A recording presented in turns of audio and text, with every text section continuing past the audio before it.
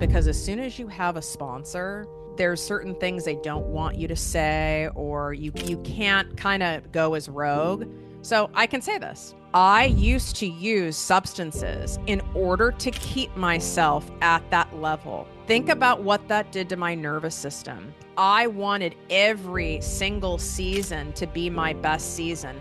This is not realistic. This is perfectionistic, insane expectations that I could never meet. Would you expect your favorite athlete, even your favorite music artist, to where every single song has to be a hit? Every game has to be their best game. That's not possible. And this is why people like Lance Armstrong.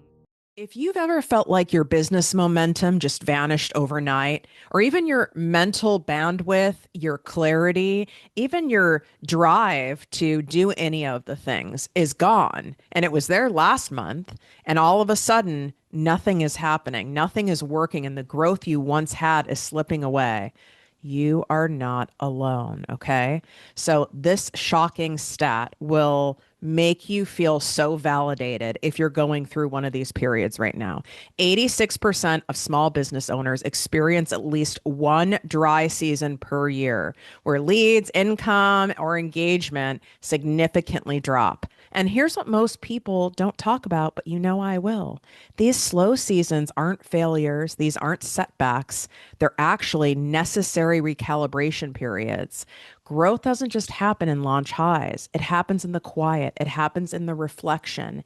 It happens in those periods where you are being redirected in order to recalibrate for you to reach higher income levels, to reach your goals, to help more people, to get closer to the manifestations that you've been praying for, that you've been calling in. So in this part 2, I'm going to be breaking down exactly how top entrepreneurs, I almost said entrepreneurs, that could be a really good expression actually. Like, I'd rather be an entrepreneur than an entrepreneur since I'm an introvert already. But how top entrepreneurs I coach use these slow seasons to reset, rewire, and rebuild momentum, and how I do as well. And so when things pick back up, because they always do, you're just not going to be busy again. You're going to be primed and positioned for your next level. And we're coming up on the most lucrative season of the year for every industry online. Okay. And that is from September to December. If you are in the health space, I would include January in there. So if you are in a slumpy dumpy period right now, this is extra happening for you.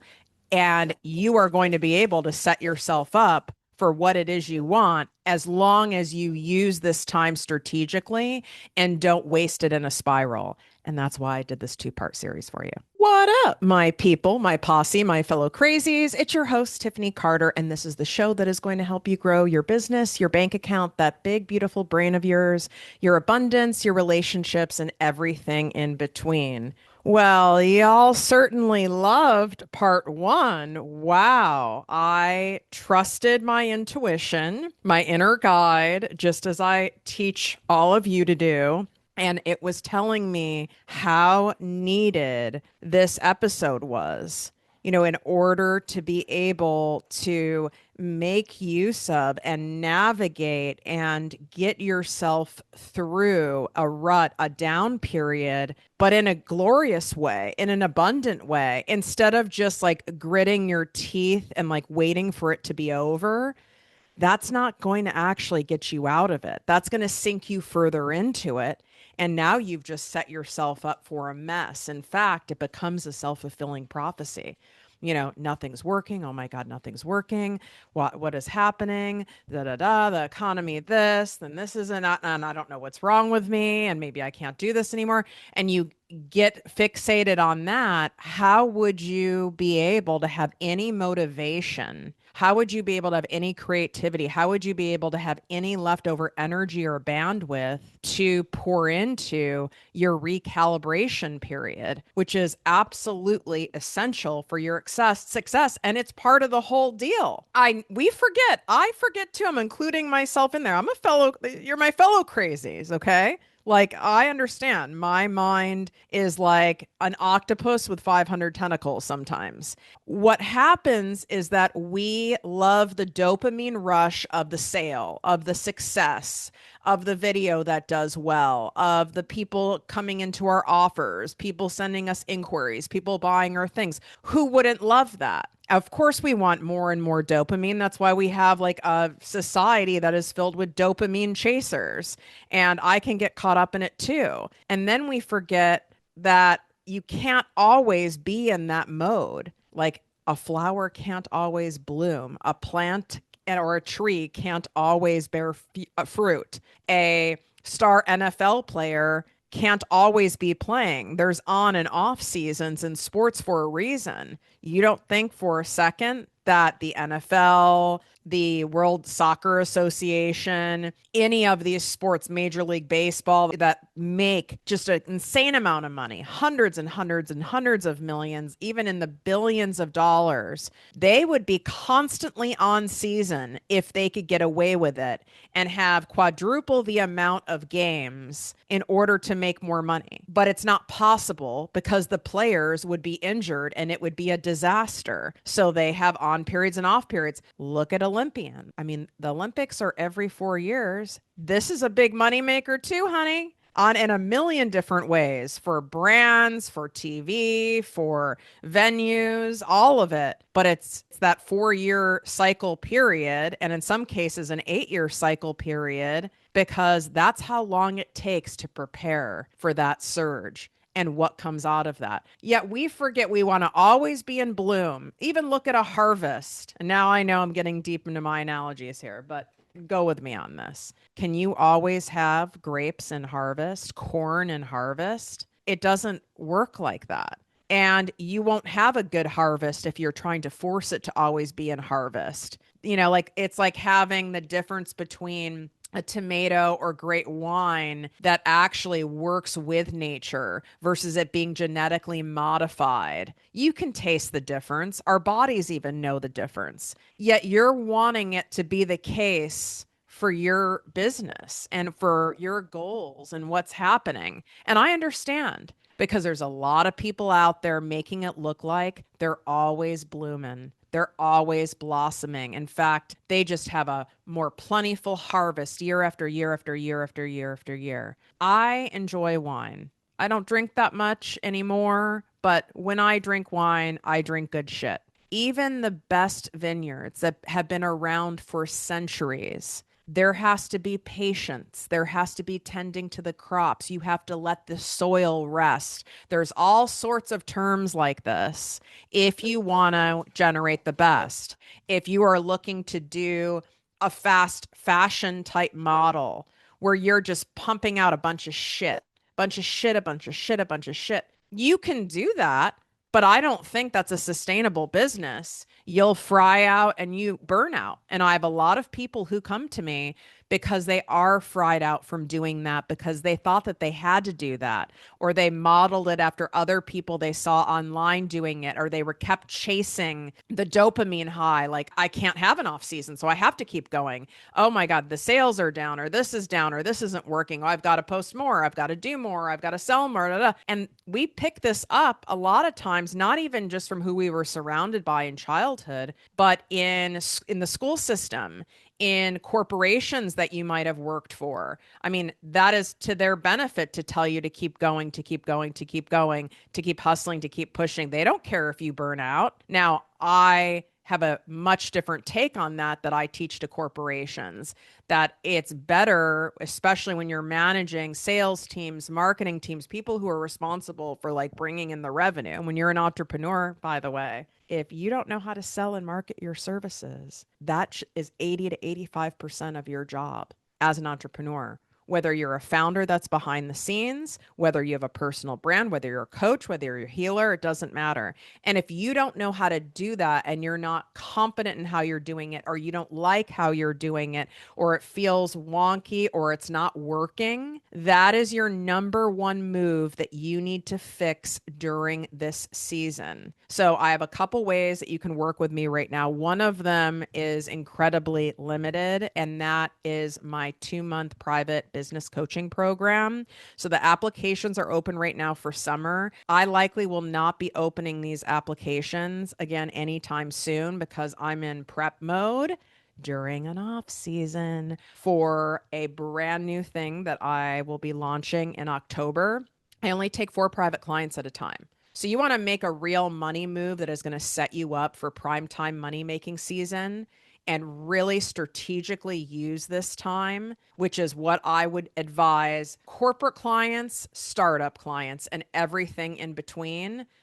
I would say the holy grail, the highest level way to work with me is to do this because everything is customized and personalized. Everything from your messaging, everything from your profitable content plan. We plan out your launches. We look at the messaging around your offers. We repackage them. We rework them so they are exciting and irresistible to your ideal clients.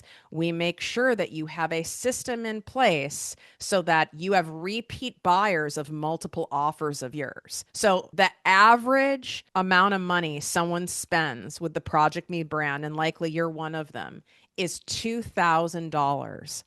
That is incredibly uncommon, and it's something I specialize in teaching and helping you set up. It's the offer stacking, right? You want to have multiple offers that all complement one another or scale on one another. And when you do great work and you follow my less is more formula, you end up really giving people the feeling of, God, everything I get from ProjectMe, everything I get that Tiffany puts out, whether it's free or it's paid, is so helpful, such a high value. I get a great result. So why wouldn't I come back to her again and again and again? Just like other brands, whether it's a clothing brand, a makeup line, the type of car that you buy, the airline you fly, me buying these incredibly expensive, if you're watching on Project Me TV on YouTube, what's up? You can see my ocean view in the background in my podcast studio. I have, the fancy Air Maxes. I pretty much have every Apple product ever made. And that started back when I had one of the first Apple laptops. I wish I'd kept it because it'd be worth a gazillion dollars now. When I was in high school, that my father gifted me, and it was $5,000. I mean, which is shocking because my dad was really cheap, but it was for educational purposes. So perhaps that's why I got it. I digress. And I am locked in with Apple. I also am locked in with Nike from playing sports in high school, and they had us outfitted in Nike stuff, and it's never left me, right? It's no different when it's your brand. You're just working with a bit of a, smaller budget and resources. So here, listen to this stat, okay? Because I don't want you to think this is from Tiffany's ass. From my ass. A study by McKinsey and Company revealed high-performing companies spend up to 30% more time in strategic planning and recalibration during slower quarters and outperform competitors by 126% during their next growth cycle. Okay. According to Harvard Business Review, intentional reflection during downturns leads to 23% faster innovation cycles and more profitable product pivots and sales. More than 70% of multi-seven-figure entrepreneurs interviewed in Founder Magazine report that their most scalable business model or offers were born during a dry spell where they paused long enough to actually rethink what they were building, how they were building it, and how they were selling it. Okay. So the facts are the facts. You can access the application by swiping up. It's in the show notes. Also, we have summer enrollment going on in my Project Me Posse business coaching membership. And this is where you get weekly live trainings from me and other special guest experts. It is specifically tailored to have you get from $0 to $15,000 consistent months online. So you could have an in-person business. You could have some other totally different business model. You could just want to have another revenue stream online, and that is what it's designed for. There is a library of over 400 classes, courses, other trainings that are in there that are all beautifully categorized for you to just search and pull up. So you're not looking all over the web and buying this little thing and that little thing. It's all in one damn place. And really the most beautiful thing is the community. You really develop a community of fellow like-minded crazies. people who really want to make a difference in this world and make money and who think differently because of having the live trainings every week. It's like it's perfect for an introvert or someone who's highly sensitive, where you only have so much energy and you get a rash at the thought of networking events. This is a natural way to develop genuine relationships without having to deplete yourself because we are not about that life. So I need you to think about this for a moment with your nervous system. Imagine your nervous system just doing consistent output. Even go back to the analogy of that pro football player, like a Hall of Famer, a top tier football player, just constantly playing, constantly tackling, constantly at practice, just doing.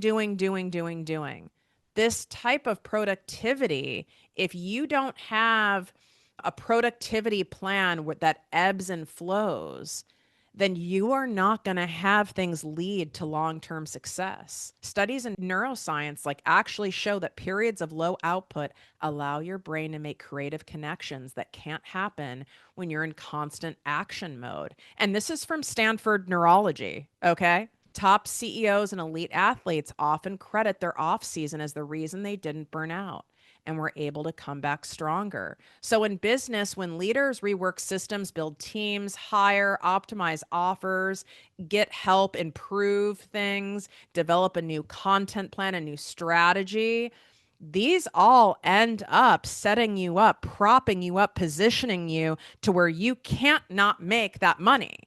But if you are sitting here licking your wounds and chasing dopamine and feeling like, God, this must not be working anymore. I'm a piece of shit. And look at this other person that it's working for and it's not me. And why does it seem to be always working for these people in my industry and my books are low? Think of how much energy you are burning. You're wired differently. Also, you have no idea what that person is really doing. I am privileged to get an inside look that I like sharing with you because I have coached so many people at this point. I mean, well over 150,000 people in both group and private settings. And I can tell you that the people you see that are pouring out all this content, now they're on book number 2, and now they have another course. These are dopamine chasers. These people are going to fry out. And the people who maybe don't fit in that category, they might have a different wiring in terms of just a chemical makeup, or they might have a really large team that is able to do a lot of the stuff for them. They might have a budget that you're not aware of because they're not sharing it with you. But typically these are the old Tiffany's. I was one of those people. And I'd like to apologize to the general public for being this person because I know that I made people around me, not on purpose, but feel like shit, like they didn't have their shit together. And honestly, I kind of got off on it because I had no actual real self-worth at that time. People would say to me, oh my God, how do you keep going? How do you work 12 hours a day, 14 hours a day, and then you work out twice a day, and then you're able to help someone move, and you can do this, and you can do that. And they would just keep really reflecting back to me all the stuff I do. And it was like, I would go, I don't know, I just do it. And I really meant it when I said it. And what they were saying is like, I can't do it. Well, it's not healthy what I was doing. What I was doing literally almost cost me my life. And I still have residual effects from absolutely beating the shit out of my body. Go listen to a lot of gymnasts.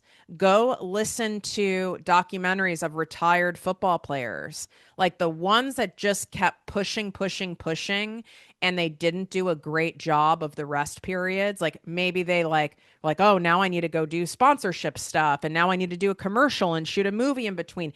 Any one of them who keeps going without a reprieve because they're afraid that they would have lost the fame, they would have lost the wave, they would have lost the momentum, they didn't want other people to take their spot or a competitor to take their spot, and I better not fall behind. And we all fucking have these thoughts. You end up paying the price physically and mentally, and then that can set you back actually years, which it did for me. I mean, I would have started Project Me with Tiffany Carter, the podcast, much sooner if I was even physically capable, but I wasn't because I ground myself into the ground.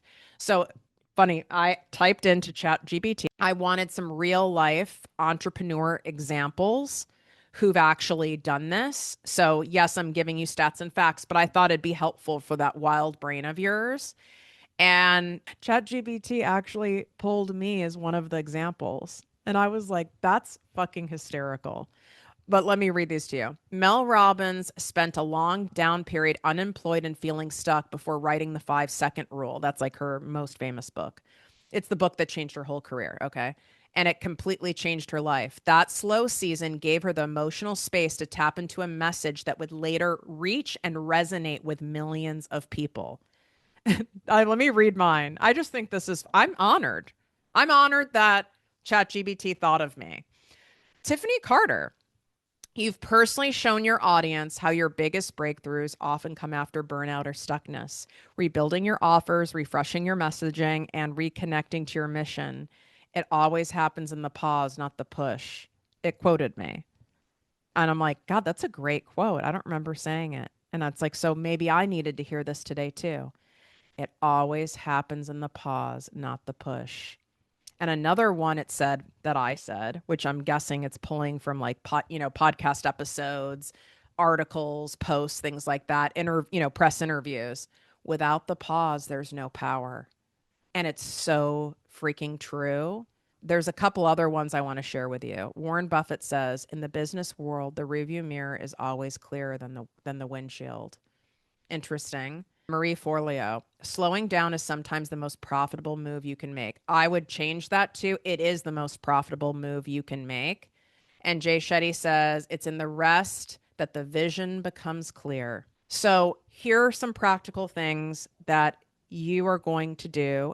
If you want to choose to believe me, all these studies and these other experts that I have given examples of today. Number one, really listen to what was being said. You might need to listen to these episodes again and go, okay, this is normal. My nervous system feels better now. I'm not alone. This is a normal part of success. This is a normal part of growth. And I acknowledge that I got addicted and looped into and attached to the dopamine highs of success in any area. Okay. For some people, they can get looped into it around weight loss. Some people can get hooked into stuff around their views or their likes. Some people can get looped into it around like they get a high from launching, so they keep launching all of these things, or from the recognition. The old me that had no self-worth, I used to kind of get a high knowing that I outworked everyone, which is, it's sad when I think about it, but it was like that's all I thought I had, was that like, oh, I'll outwork everyone. And you hear some people actually say that they use that model. Wow, we do 450 pieces of content a month. We do, we do this, this, and this, and this, and more and more and more. And yeah, in some ways that does work, right? You are going to reach more people, but at what cost? And everyone's answer is different. You have to weigh the benefit and the risk, just like any of my doctors and practitioners who are listening. This is taught in medical school. It's like the basis of looking at a treatment plan, or, medication or non-medicated plans for people. What is the benefit and the risk? So I want you to look at the benefit and the cost. What is the cost of you going through this season where it's very obvious that you need a recalibration? In fact, you're being called to recalibrate, and you choose to not listen and blow it off. The signs, the signals, and all of that is going to get much louder and much more painful, okay? I've been an entrepreneur 17 years. I've coached enough people. I've been on this earth long enough. I promise you that is exactly what will happen. I don't wish that for you, but I hope this episode is waking you up to take action.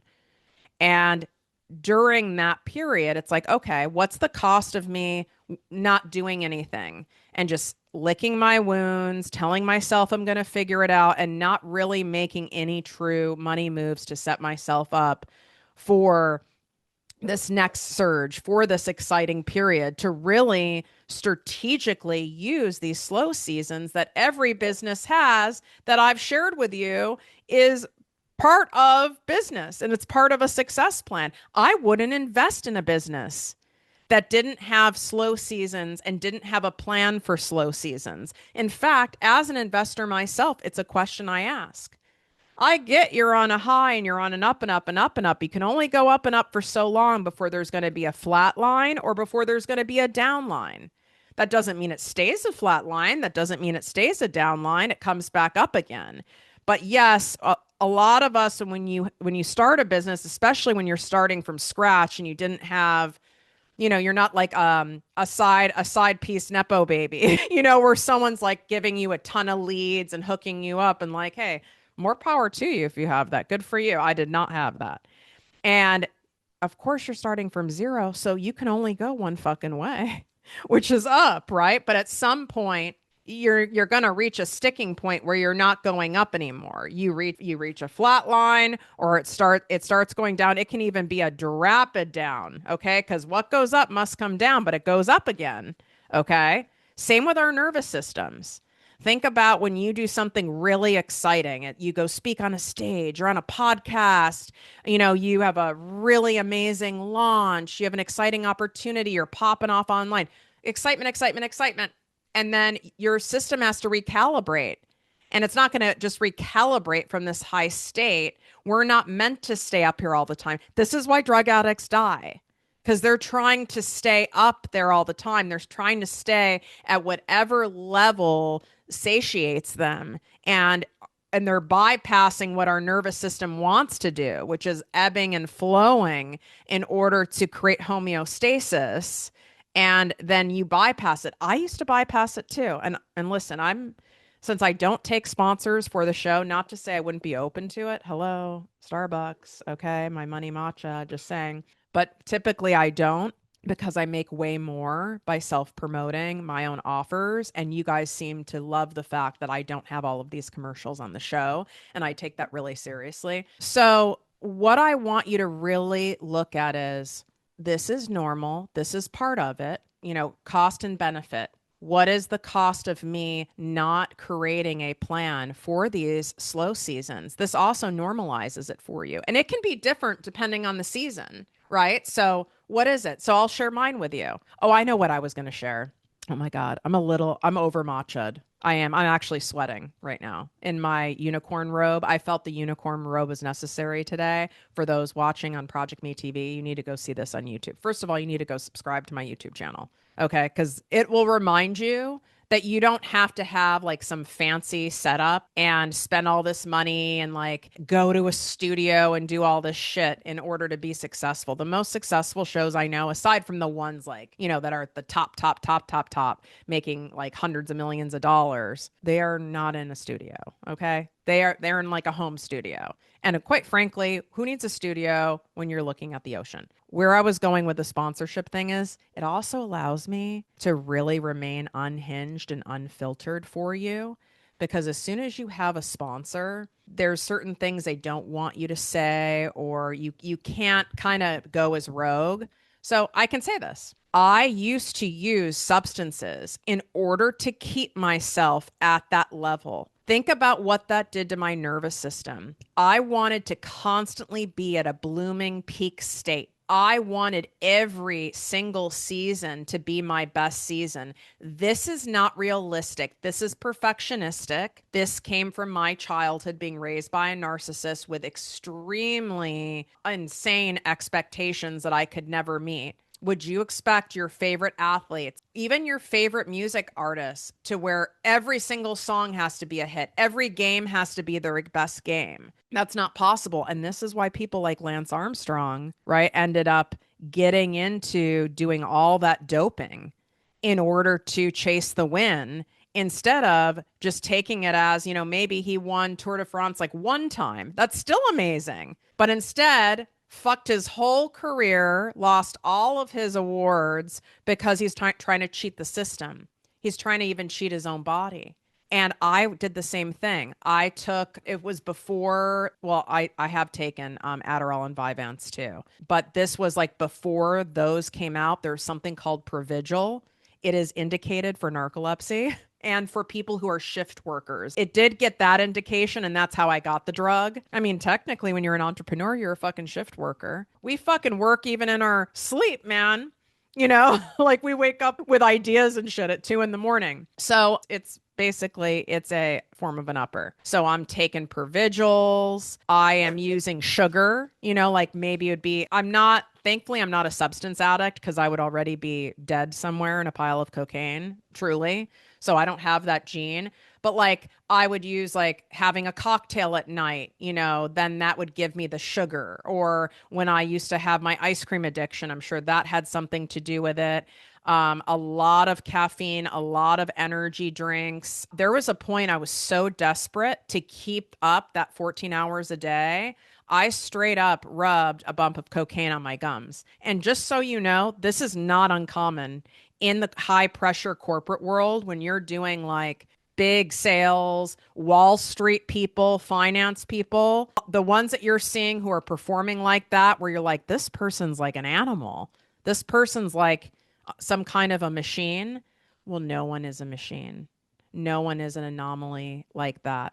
Like truly, like a fine, maybe there's 0.000000001% of someone in the world, and we would already know who they are. It is because it's manufactured, just like Lance Armstrong did, just like I did. And there's a cost involved in it. And like I said, I'm still paying the price. I had to take that burst business that I still have today, that I've had 17 years, where it's my digital marketing and branding company that focuses in the health sector. And I had to take it down, literally transfer clients to other companies, competitors of mine, and take my company down by 90%. I only kept 2 clients who were like my lowest maintenance clients, who I had more of like a personal relationship with, then that would pay my base bills because I was that sick. I literally couldn't shower standing up. I couldn't even go to the grocery store myself. And this was before Instacart. Totally humbling. I burnt out my system from my workout addiction, from having, I'm sure I had some form of a sugar addiction, from the pharmaceuticals, from the illegals, from all of it. And so I want you to hear that from me. There's also an inner drug store, even if you're like, oh, Tiff, I don't do drugs. I've never done drugs. I don't take any of that shit. You're using an internal drugstore.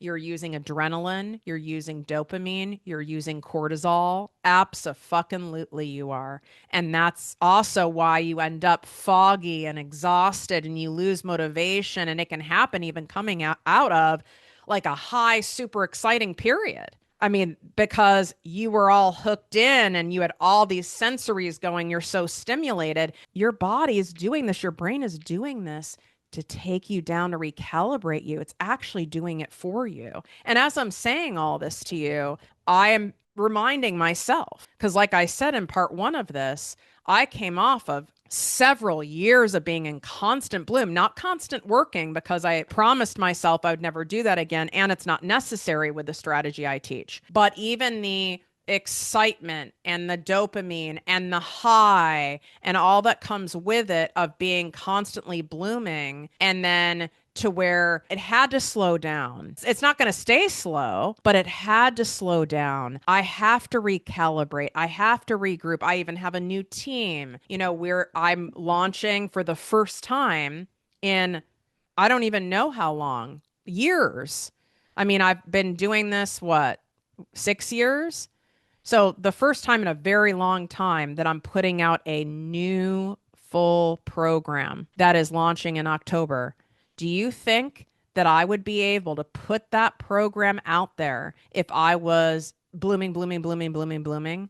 Absolutely not. I wouldn't have time. I wouldn't have the bandwidth. I wouldn't have the energy. And also, being real, I'd go, I don't need to do that. I'm getting away with not creating something new. So I can just keep doing what I'm doing. And there's nothing wrong with that mentality, because you don't have to do more to make more money. But what is my goal and my vision? Oh, now I'm going to fucking cry. You guys are going to really think I've fucking lost it on this matcha high. Wow. I'm all over the place. My mission is to serve millions and millions and millions of people and is to help millions of people be financially empowered and not depend on any person, place, thing, job, or institution for money, so that you can live the life that you want to live and how you want to live it, and have the options and have the freedom of time, freedom of being able to, help aging parents, being able to work with the charities you want to work with, being able to have the lake house, whatever it is that you want, being able to have those memories of the family trips, being able to have top tier medical care that is in the US. It's fucking cash only because our medical system is jacked. I spend probably $200,000 a year between supplements and doing different modalities of healing plus all the other stuff. Yeah, I'd say it's about 150 to 200,000 a year. Well, I wouldn't be able to have access to that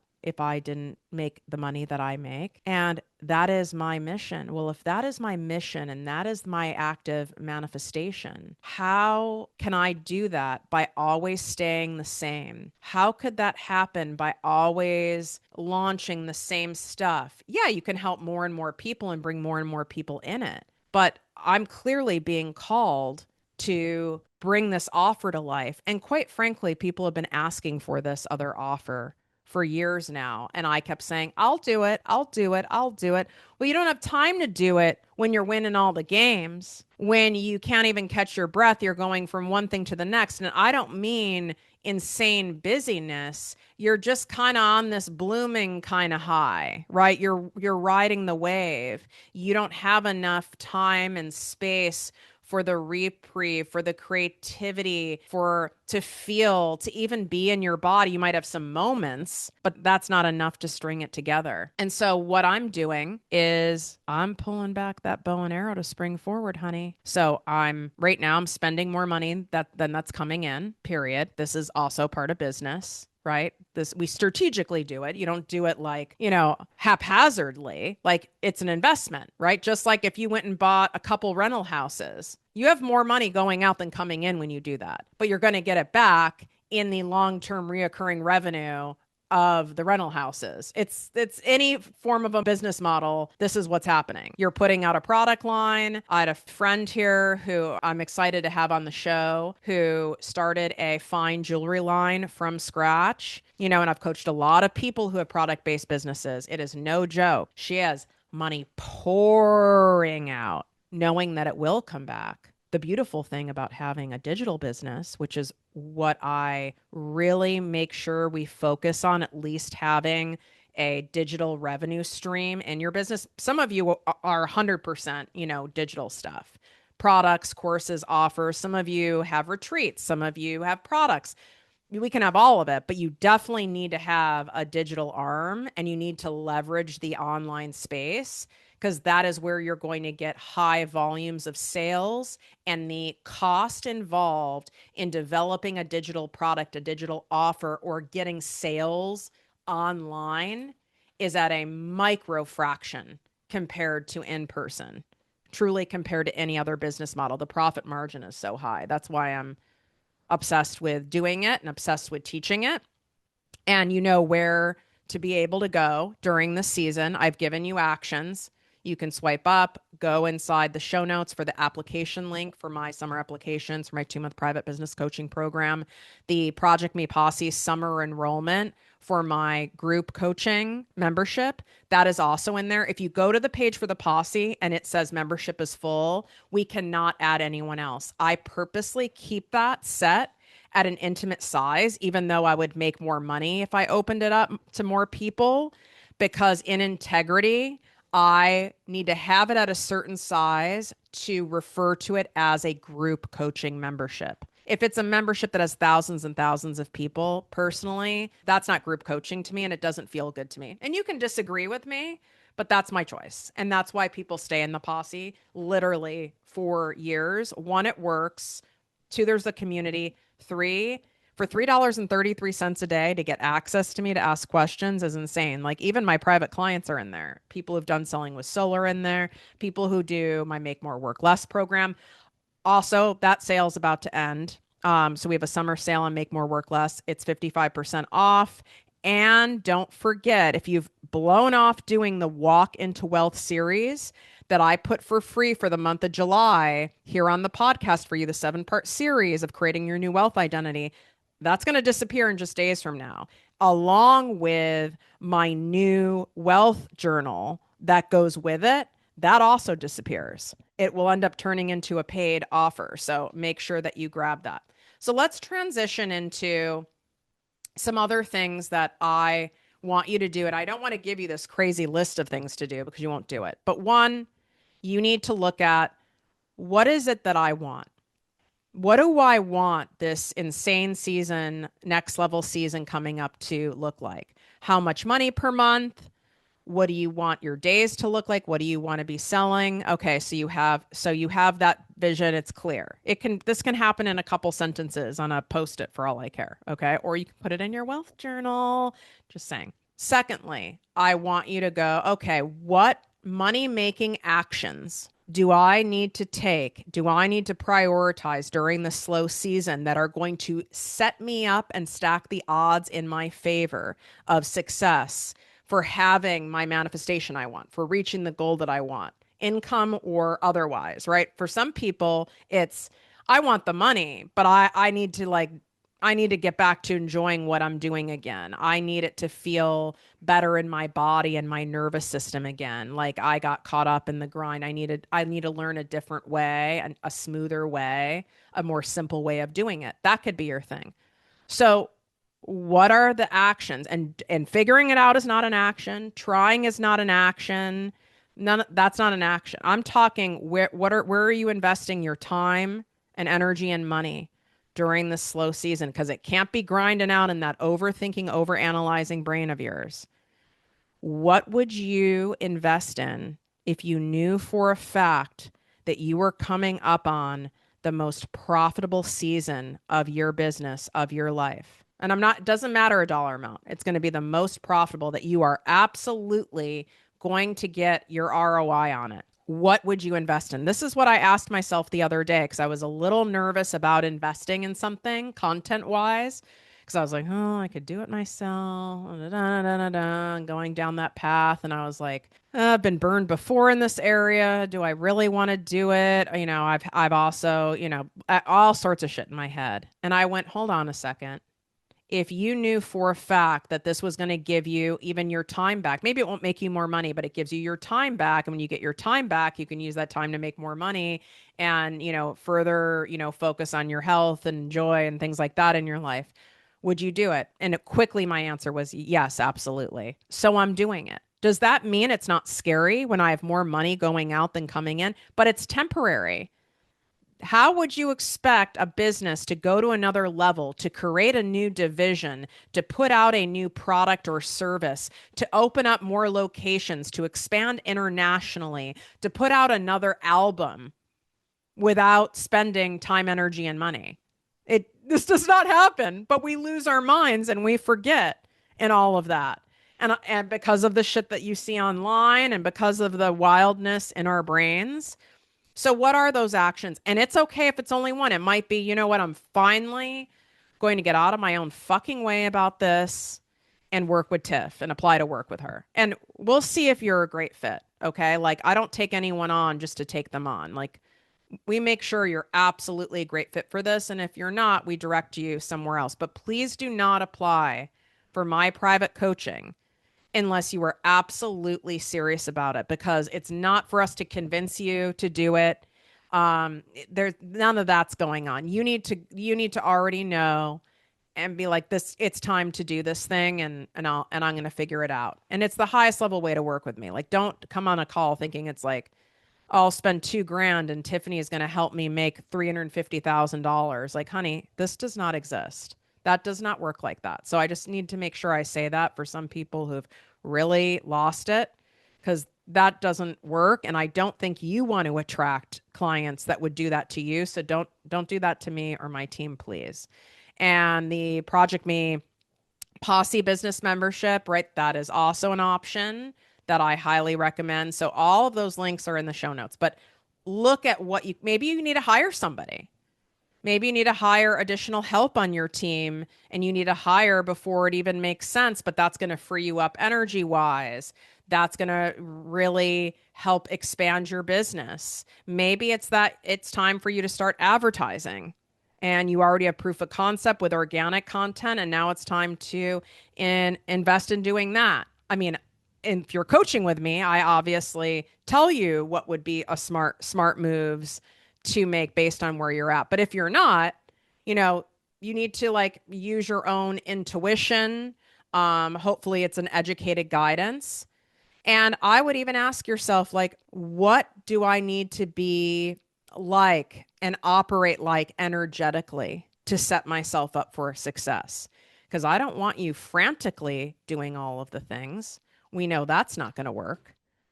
I want you to really look at what can I do to set my nervous system up so it feels safe to expand.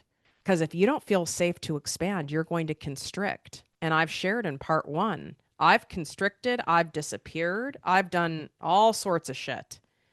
What is it that I need to do to feel safe in my expansion, where I feel safe to perform at that level, where I feel safe to receive at that level, where I am not sitting here in as much fear. I'm not saying no fear, because that's bullshit.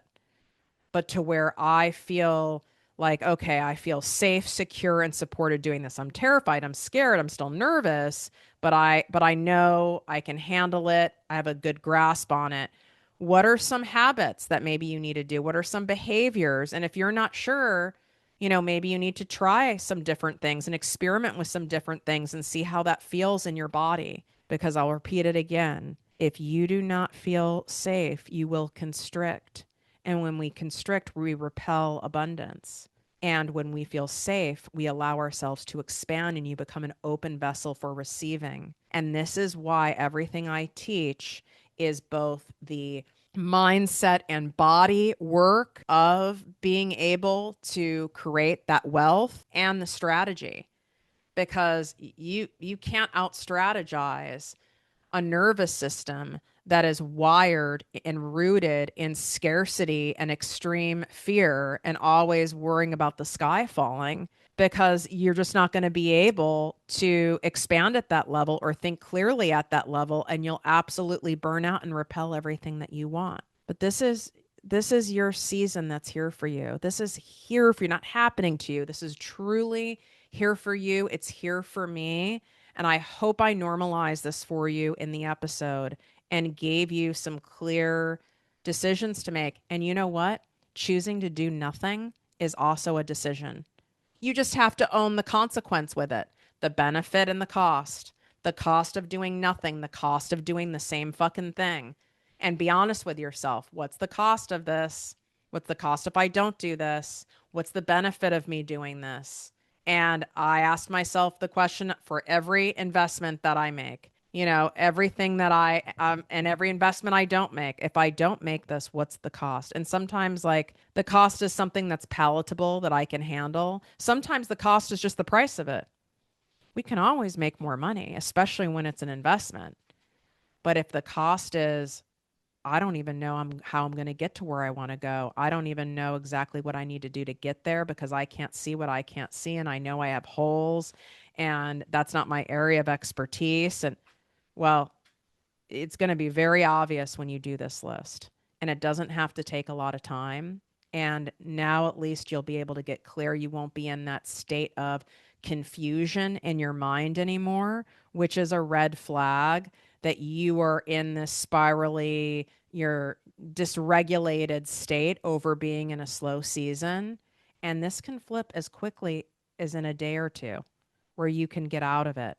But just be very cautious. My final parting words to you, to like over consuming, a lot of scrolling online, anything that's like activating to you, but not in a positive way. You're really extra sensitive right now because you've been operating kind of in this zone. I am too. And it's going to be very easy at the moment to slip back into that. And we don't want to do that. Let's not make this harder than it needs to be. I want you to like cocoon yourself. You are putting yourself in an abundance cocoon. You are in a recalibration cocoon. I want you to spend less time with people. I don't care if you go kind of MIA.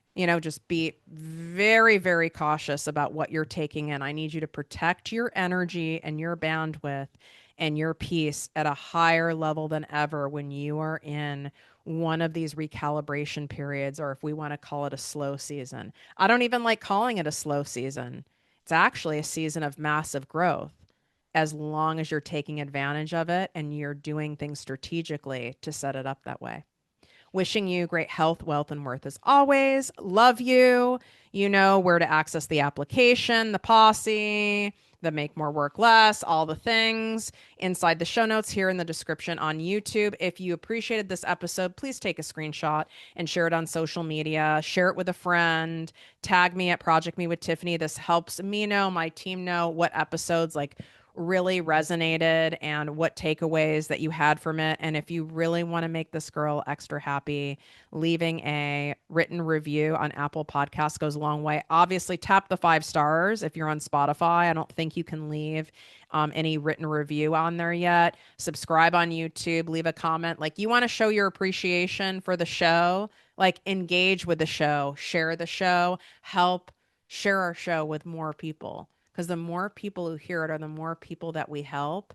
And this is the law of reciprocity and the law of attraction, right? It feels so good when we share things with people that have helped us. You never know whose life you can change by even sharing one episode with them.